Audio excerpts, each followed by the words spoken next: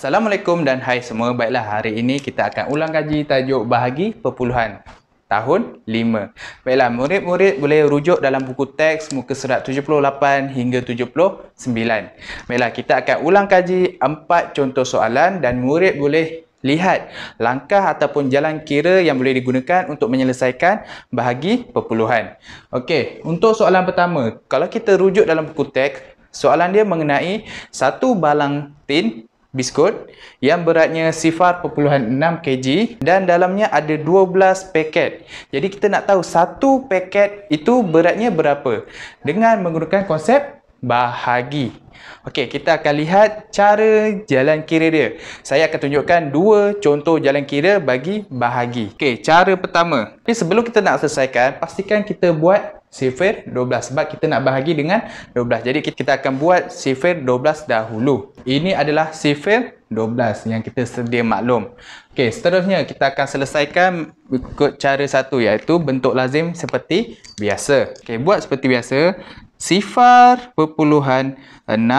bahagi 12. Kita akan selesaikan satu persatu. Sifar ada tak dalam sifir 12? Tak ada kan? Kalau tak ada, kita letak sifar. Bawah pun sifar. Sifar tolak sifar, sifar. Okey, ingat. Titik perpuluhan. Macam mana nak letak titik perpuluhan? Titik perpuluhan ni kita bawa saja naik di atas, di sini. Jangan letak di sini, jangan. Dia mesti sebaris. Mesti diletak di sini. Okey, seterusnya. 6 bawa turun, letak di sini.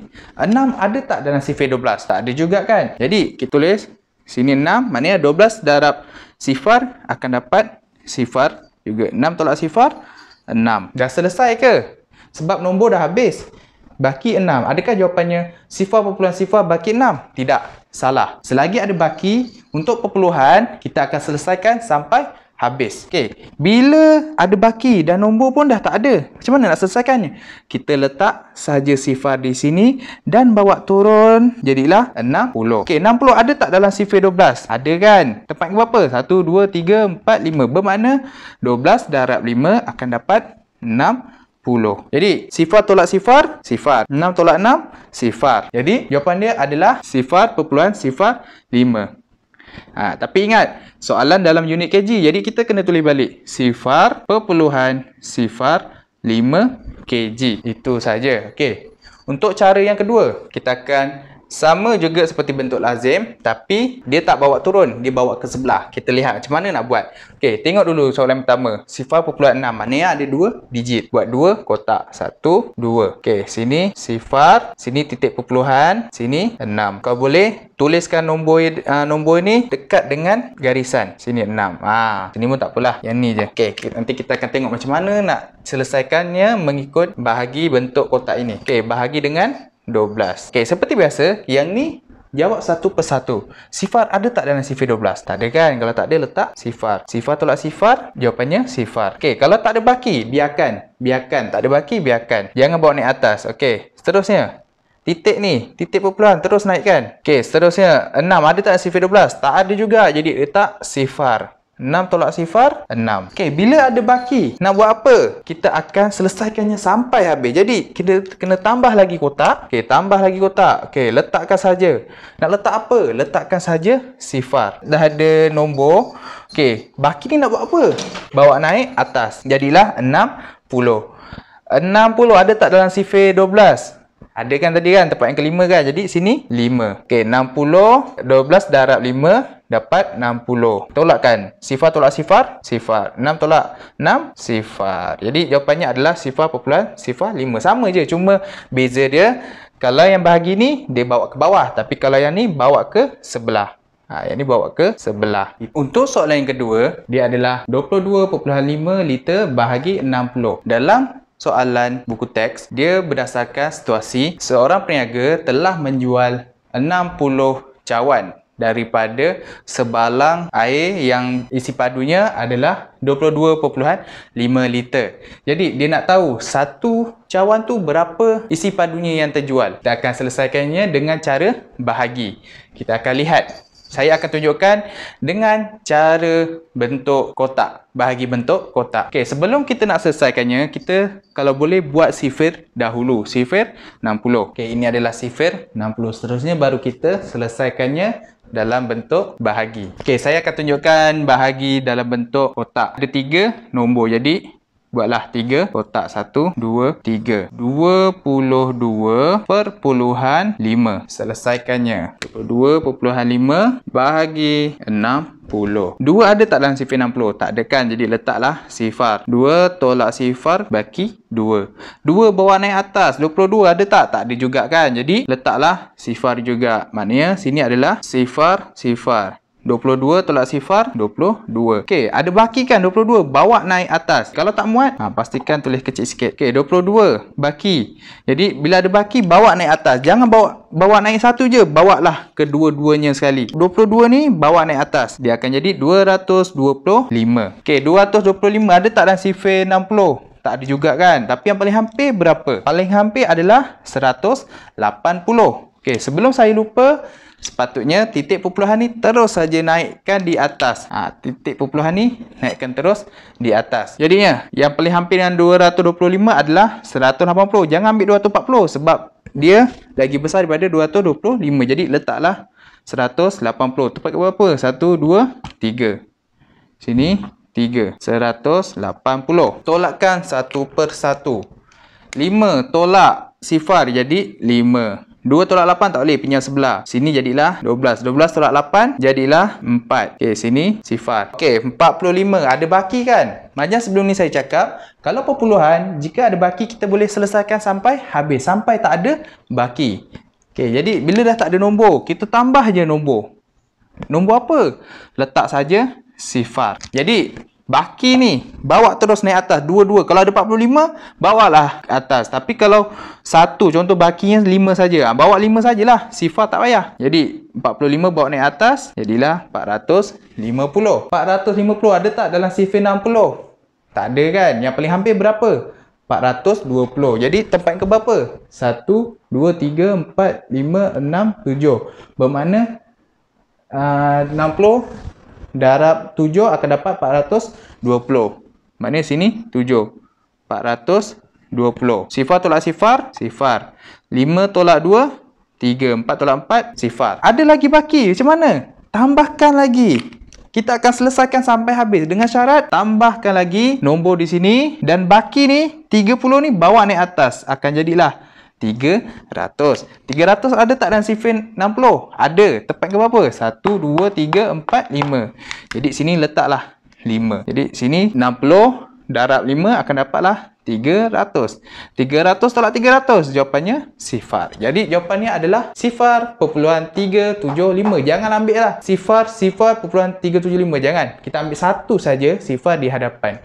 Bermakna jawapannya adalah sifar perpuluhan 375 liter. Untuk soalan yang ketiga, 9.25 meter bahagi 10. Okey, kita akan lihat macam mana nak selesaikannya. Di sini dia ada dua cara. Yang pertama, bahagi seperti biasa. Kali ini saya akan tunjukkan bahagi dalam bentuk lazim. Okey, cara yang pertama. Sebelum kita nak selesaikannya, pastikan kita buatlah sifar 10. Seterusnya, bentuk lazim. 9.25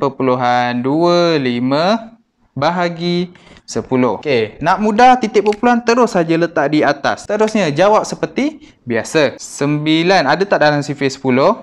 Kita akan jawab satu-satu. 9 tak ada dalam sifar 10, jadi kita letaklah sifar. Okey, jadi bawah pun sifar. 9 tolak sifar. Jawapannya 9. 2 bawa turun. 92 ada tak? Yang paling hampir adalah 90.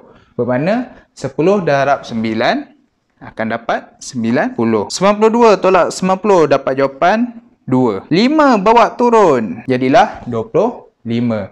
Yang paling hampir dengan 25 adalah 20. Sebab 25 tak ada dalam sifar 10. Yang paling hampir adalah 20. Tempat yang ke-2. 25 tolak 20 dapat jawapan 5. Okey, nombor dah habis.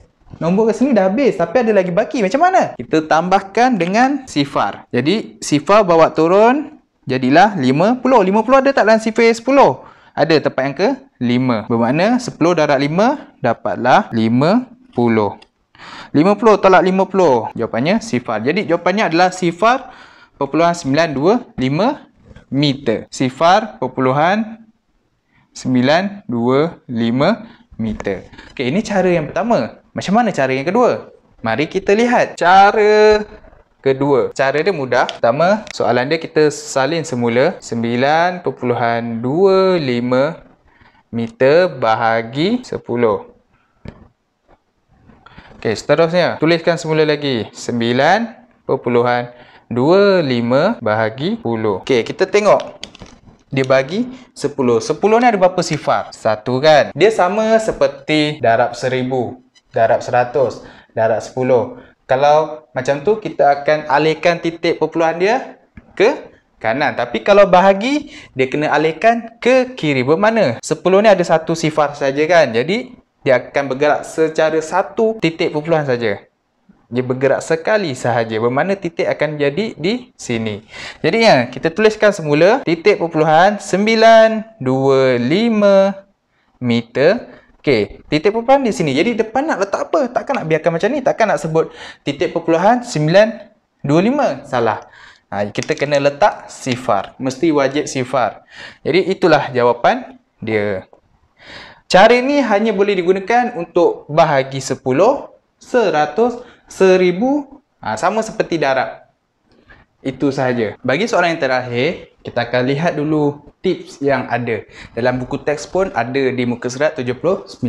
Ingat, apabila membahagi perpuluhan, digerakkan ke kiri. Kalau darab, dia akan ke kanan. Tapi kalau bahagi, dia akan ke kiri. Okey. Untuk bahagi 10, satu tempat perpuluhan yang akan digerakkan sebab dia ada satu sifar. Kalau 100, 2 tempat perpuluhan. Dan kalau 1000, 3 tempat perpuluhan. Okey, kalau soalan yang ni 54.9 kg bahagi 100. Maknanya 2 tempat perpuluhan. Kita akan lihat macam mana nak selesaikannya. Yang ni kita akan pindahkan macam soalan yang ketiga tadi, cara yang kedua. Okey, tuliskan semula 54.9 kg bahagi 100. Okey, seterusnya tuliskan semula 54.9 kg bahagi 100. Okey, dia kata kalau 100, 2 tempat perpuluhan ataupun kamu tengok saja di sini, 2 sifar bermakna dia akan gerak sebanyak 2 kali. Titik perpuluhan akan gerak sebanyak 2 kali. Okey, bermakna titik perpuluhan ni akan gerak sebanyak 2. Maknanya titik perpuluhan akan berada di sini. Jadi, jawapan dia titik perpuluhan 549 kg. Jadi kat depan ni nak tulis apa? Letakkan saja sifar. Sifar perpuluhan 549 kg. Itu sahaja. Jangan lupa, kalau jawab soalan dalam bentuk ada unit, jadi kat sini pun kena tulis sekali. Unit dia apa? Jangan tertinggal. 549. Itu sahaja. Sekian, terima kasih. Jumpa lagi.